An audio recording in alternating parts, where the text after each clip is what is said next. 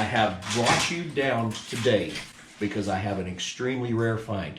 Now, I didn't tell you what it was. You have got to be kidding me. Number 00001? Was that enough zeros? Must be worth $1 million. I don't do well with antiques. No. The first 65 would bring $1 million, but not coming out of the Henry Ford Museum in Dearborn, Michigan. So the next '01 car is the 66 model. He works on some old Jaguars and some other stuff, and he popped off. He says, I've got this crazy little Mustang in my shop. Okay. That I believe is the very first Mustang that was built in 1966. Yeah. And of course, first thing comes out of my mind was, that you could be number one? I've been trying to find this car forever and a day. This little coupe? I can't believe I finally found you. But we did. Go figure, of all the gin joints in all the towns in the world, number 00001 winds up 20 miles from Jeff's house. And he goes, well, I don't own it, but this other guy owns it, and it's in my shop right now. When I saw it, I thought, well, maybe he doesn't know, so I'll try to buy it from him for a really reasonable price. But apparently he doesn't know that. So. We might have been beat to the punch. Well, yeah, and we've all been. We've traveled to Lubbock, Texas, home of this rock and roll icon, Buddy Holly, to see if Jeff could go out there and buy the old car to Catch. visit There's your jacket. this man. There's your jacket. You said it was in a bag, huh? Yeah, it's in a bag. Hi, Jerry Heasley. Welcome to Lubbock, Texas. Man, look out here.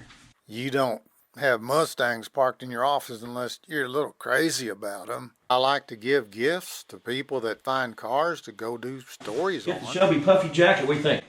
Yeah. I'm going to wear it today in my official looking for Mustang.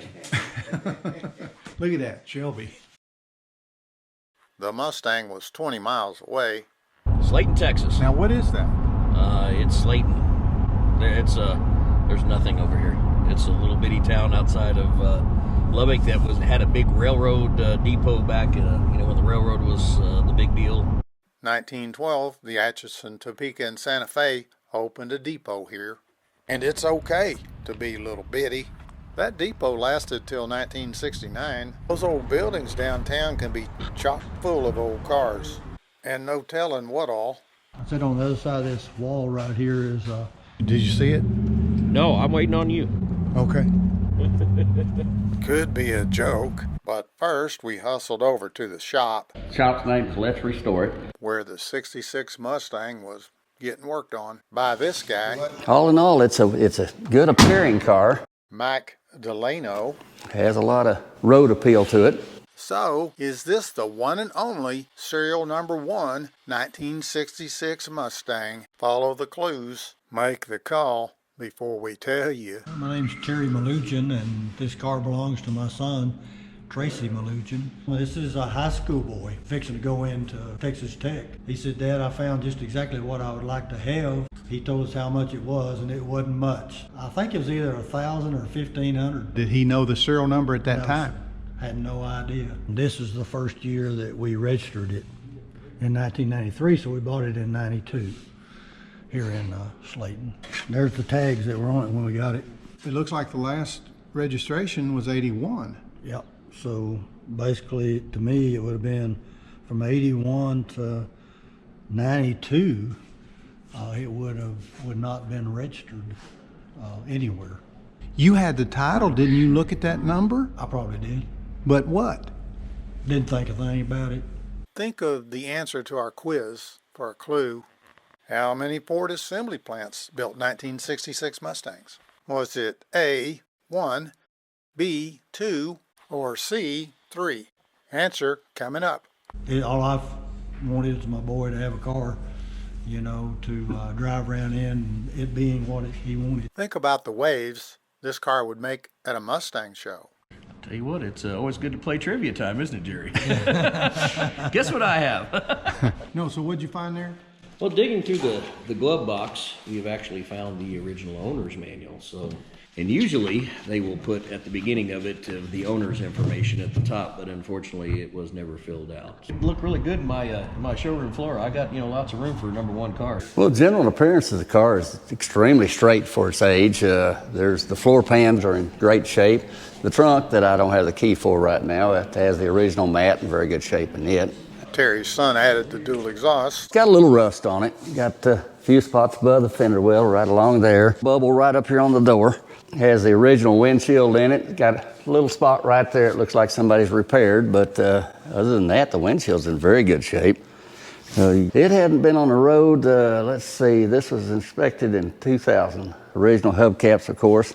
And this 66 probably came from the factory with this accent stripe, which was optional with deletion of the rear quarter panel ornament for a slightly sportier appearance. The vinyl top's been replaced at some point in life, but it did come originally with a vinyl top. Now, how can you tell it's been replaced?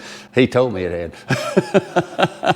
But the seats are original. They have not been replaced. It came with a pony interior. With embossed vinyl inserts of ponies on the front and rear seats, a wood grain deluxe steering wheel was part of this interior decor group. Air conditioning. Air conditioning's original as well. This is the second engine change on this car.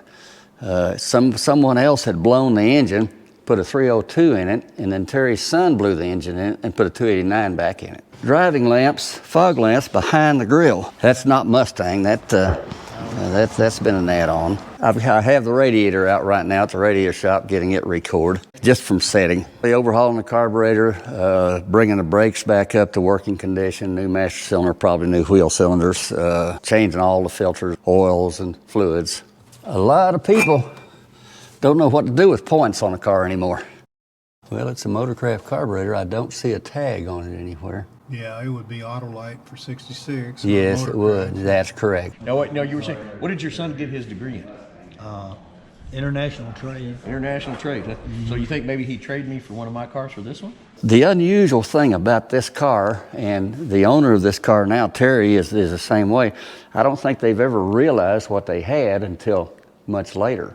It was many years later, and it was someone from the Mustang Club out of Lubbock. They seen that on there and actually sat down on the ground. They said, we've been looking for this for years. And for a collector, that means everything. Of course, I just was passing by and noticed that.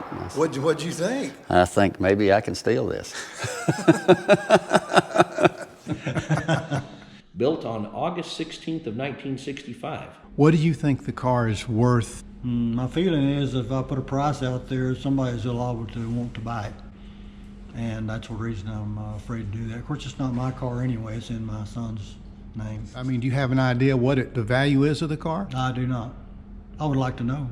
So, is this the one and only serial number 1 1966 Mustang? Not necessarily. Ford built Mustangs in 3 different assembly plants, and each one started with number 1. Whether or not those other 2 assembly plants built a Mustang first or a Falcon, we don't know. One more surprise, Main Street downtown. First, we worked our way through Terry's stash of old cars. Maybe around 2000, I went to Earth, Texas. And that little puppy right there is sitting up there with a for sale sign on it. So what'd you have to give for that? $800. Wasn't that a Ranchero? Yes. What, 289? What? Straight 6 with a 3-speed on the column. Well, that body looks nice. Is that original paint? I think so. What is this? It's a 55 Chevrolet. Did you say he gave it to you? Yeah. They're fixing to crush it. But it had the bed and everything. Later stolen off Terry's lot. Can you open that and let me look in?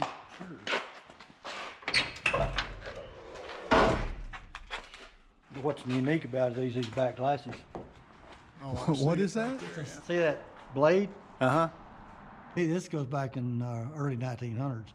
And this part right here, which is missing, was wood, and it's a timber that goes way out, and you put your 2 mules on each side of it, or your horses, and you sit up there and Oh, I see it. these little legs and everything makes that scythe cut the hay.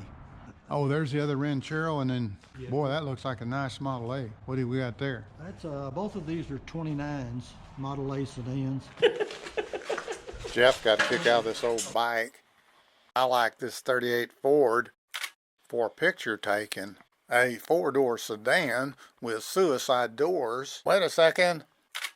Okay, backlit too much. Let's try it again. Is this better? Now you can see why they call the 38 Ford a humpback. And I see another cool picture. Gotta love that split rear windshield. More interesting with that broken glass. And what? Has this thing been parked since 1952? This is video, but with the right software you can stop and turn that frame into a picture.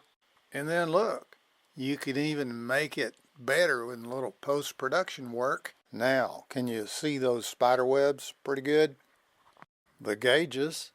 And does that thing have a radio? I said on the other side of this wall right here is We had to walk to the adjoining building to see the big surprise. Maybe you can guess. Thank you so much for waiting on us. Appreciate it. Hi.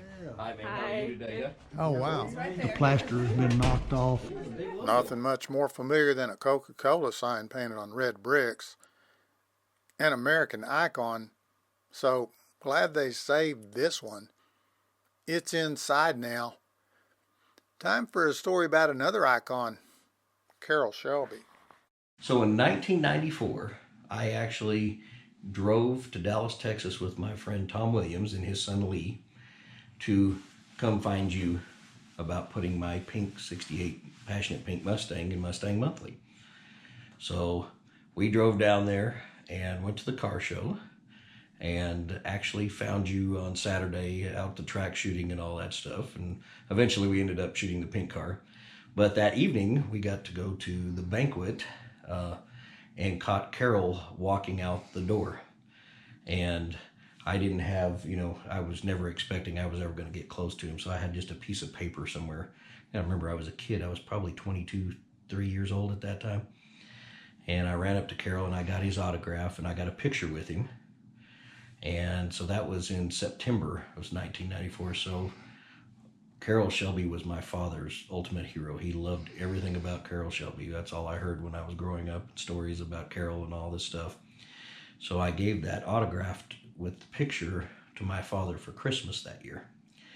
And he opened this thing up and he's sitting there looking at it and you would have thought I had him $1 million. There was a tear in his eye and he could not believe that he was actually holding a Carroll Shelby autograph, and I actually had a picture with him. And I remember him looking up at me going, I can't believe that you met him.